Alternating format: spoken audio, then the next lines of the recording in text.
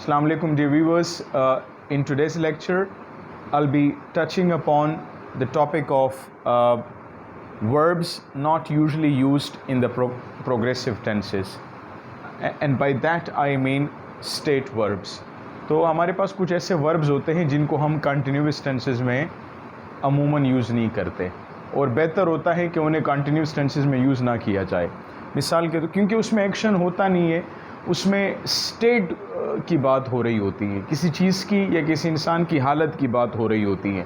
तो जब एक्शन ना हो तो हमें फिर उसको कंटिन्यूस टेंसेस में यूज़ नहीं करना चाहिए। एक मेरे पास सेंटेंस है, आई नो योर कज़न, मैं आपके कज़न को जानता हूँ। अब इस सेंटेंस में ये जो है आई नो योर कज़न, इसमें कोई एक्शन नहीं है। तो नो जो हमारा है, no is a state verb and it describes state not actions. ये किस चीज़ को डिस्क्राइब करता है? स्टेट को डिस्क्राइब करता है, एक्शन को नहीं करता। एंड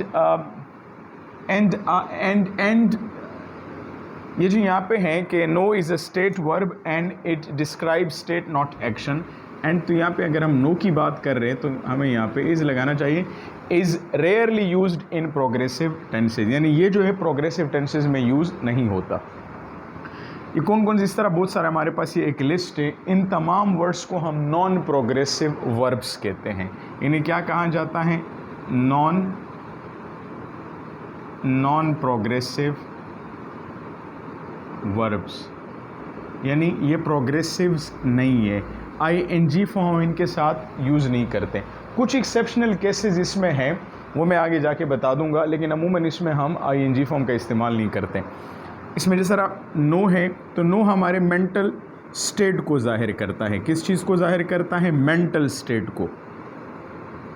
ठीक है, ये एक मेंटल स्टेट को जाहिर कर रहा है नो। अच्छा, उसके बाद लाइक है, डिसलाइक है, ये आपके इमोशंस हैं। ये आपके किस चीज़ को रिप्रेजेंट करता है?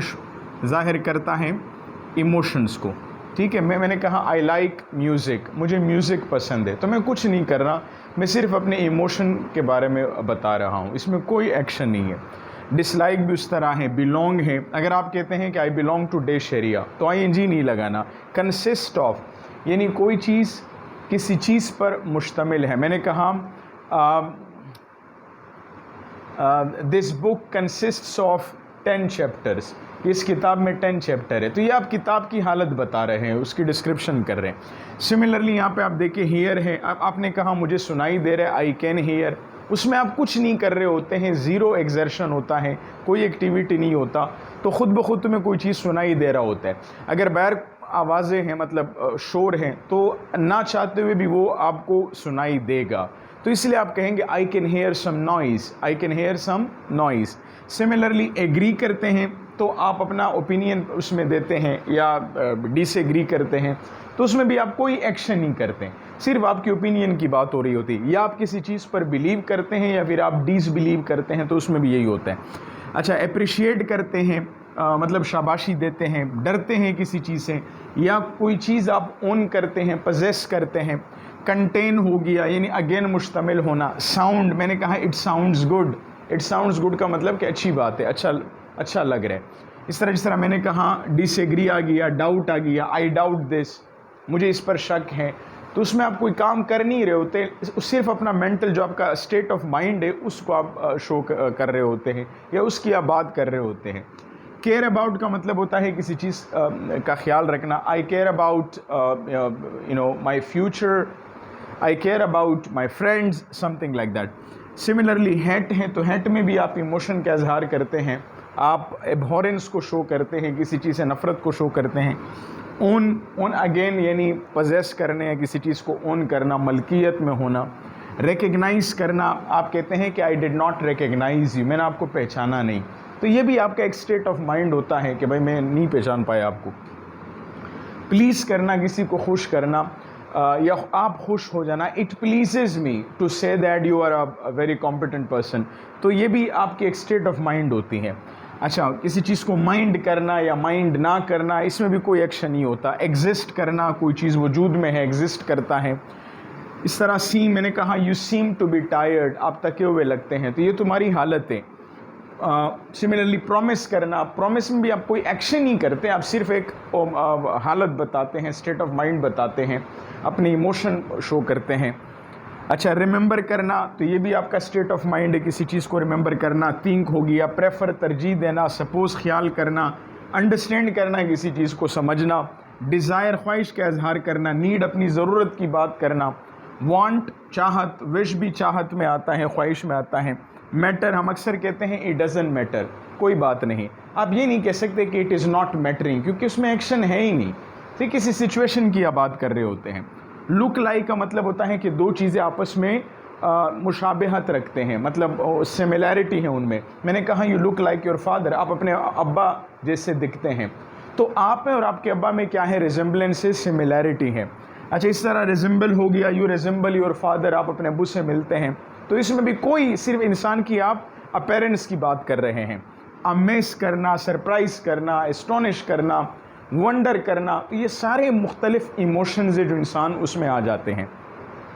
तो ये जो एक लिस्ट ऑफ वर्ड्स है, कोशिश किया करें कि इनके साथ आप ING फॉर्म ना लगाए। कुछ एक्सेप्शनल केसेस हैं, यानी अगर आपने कहना होता है कि मैं देख रहा हूँ या मुझे दिखाई दे रहा है, तो आप कहेंगे कि आई कैन सी। आप ये ना कहा करें कि I am seeing. I am seeing भी यूज़ हो सकता है, लेकिन वो अलग कॉन्टेक्स्ट में यूज़ होता है। आगे मैंने एक एग्जांपल भी दे रखी है। अगर मैं ये कहना चाहूँ कि मैं अपने पेरेंट्स से मैं अपने पेरेंट्स को विज़िट कर रहा हूँ, तो आप कह सकते हैं I am seeing my parents. देखिए, सीइंग का मतलब बिल्कुल चेंज हुआ। लेकिन अगर आप ये कहना चाहते हैं कि मुझे दिखाई दे रहा है, फिर आप ये नहीं कहेंगे कि आई एम सीइंग, आप कहेंगे कि आई कैन सी। कुछ ऐसे वर्ब्स हैं जिनके साथ हम कैन लगाते हैं, क्योंकि ING उनके साथ हम लगाते नहीं है, तो कैन लगाते हैं प्रोग्रेसिव मीनिंग देने के लिए। ये कुछ एग्जाम्पल आप देखें। I think that your cousin is very nice, ये मेरी ओपिनियन है। ये जो यहाँ पे मैं थिंक का इस्तेमाल कर रहा हूँ, इसमें मैं असल में अपनी ओपिनियन शो कर रहा हूँ। यहाँ पे मैं क्या कर रहा हूँ, अपनी ओपिनियन का इजहार कर रहा हूँ कि मेरी आपकी कज़न के बारे में क्या ओपिनियन है। मेरा ख्याल है कि आपका कज़न बहुत अच्छा है। I am thinking about my trip to Rome, मैं अपने जो रोम का जो ट्रिप है उसके बारे में सोच रहा हूँ। अच्छा, तो इसका मतलब क्या है? इसका मतलब होता है, ये समथिंग को मैं शॉर्ट लिख रहा हूँ, something is going in my mind, कि मेरे दिमाग में कुछ चल रहा है, यानी मैं उस पर सोच रहा हूँ। अच्छा, यहाँ पे आप देखिए इट लुक्स कोल्ड, तो ठंड लग रही है, ठीक है, इट लुक्स कोल्ड, तो कोई एक्शन इसमें नहीं है। लेकिन यहाँ पे आप देखिए she is looking out the window या आउट ऑफ द विंडो, तो इसमें ये शी जो है ये सब्जेक्ट है, और यहाँ पे ये एक्शन परफॉर्म कर रही है, वो बाहर देख रही है खिड़की में से। You appear to be tired, तुम थके हुए लग रहे हो, अगेन ये आपकी हालत है। लेकिन यहाँ पे आप देखिए she is appearing on TV show, वो TV शो में परफॉर्म कर रही है या उसमें वो आ रही है, तो यहाँ पे एक्शन हो रहा है। तो ये भी आपने थोड़ा सा देखना होता है। आई हैव अ कार, मेरे पास गाड़ी है, यहाँ पे मैं मलकियत की बात कर रहा हूँ। I am having a good time, मैं इंजॉय कर रहा हूँ, तो यहाँ पे देखिए हैव के साथ मैं ING लगा रहा हूँ, क्योंकि यहाँ पे मैं कोई एक्टिविटी कर रहा हूँ। लास्ट में देखिए do you see that bird, क्या तुम्हें वो बर्ड दिखाई दे रहा है? The doctor is seeing a patient now, अब डॉक्टर मरीज को देख रहे, इसका मतलब है कि डॉक्टर जो है वो मरीज का मुआयना कर रहे हैं, मतलब उस देख रहा है कि उसकी क्या बीमारी है। तो ये कुछ वो है एक्सेप्शनल केसेस हैं, इनको आपने कोशिश करनी चाहिए कि इनके साथ आप ये जो वर्ड्स है, जो पूरी एक लिस्ट है, ING फॉर्म ना लगाए, इनको कंटिन्यूस टेंसेस में यूज़ ना करें, सिर्फ आप इन्हें यूज़ किया करें सिंपल टेंसेस में, जो प्रेजेंट सिंपल है, पास्ट सिंपल है या फिर फ्यूचर सिंपल है। कुछ केसेस में जिस तरह यहाँ पे है, मिसाल के तौर पर एक एग्जांपल मैं देता हूँ, मैं कहता हूँ दिस